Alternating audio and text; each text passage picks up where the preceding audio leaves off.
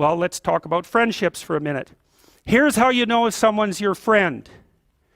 A, you can tell them bad news, and they'll listen. They won't tell you why, you're stupid and why that bad thing happened to you and how something worse happened to them once and, derail the whole conversation.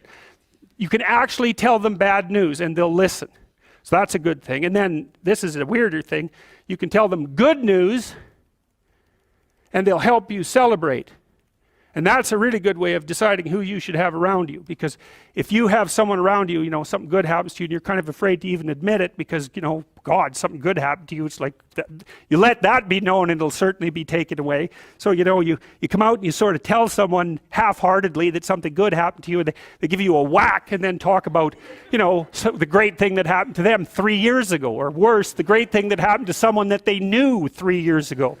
It's like, go away from that person. They're not helpful to you, and they're not helpful to themselves either. And so you want to surround yourself, you got to think about this. You got to surround yourself with people who want the best for the best part of you.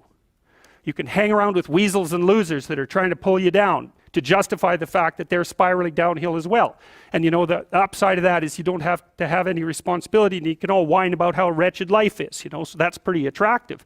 But I would say it's also a bad medium to long-term plan. And so it's acceptable and desirable to try to surround yourself with people who are facilitating your development.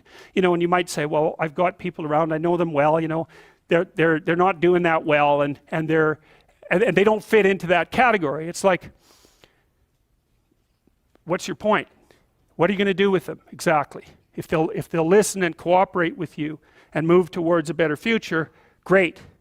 If they don't pay any attention and they keep doing the same damn things over and over and they're not going anywhere and it's painful, then maybe the proper thing to do is say, you just have your misery. I'll go off and have my life. And maybe you'll wake up at some point in the future and think that's a better way of being. Because just putting up with it is, well, they call that enabling, right? You put up with that sort of behavior, you're providing tacit consent for it and even tacit approval.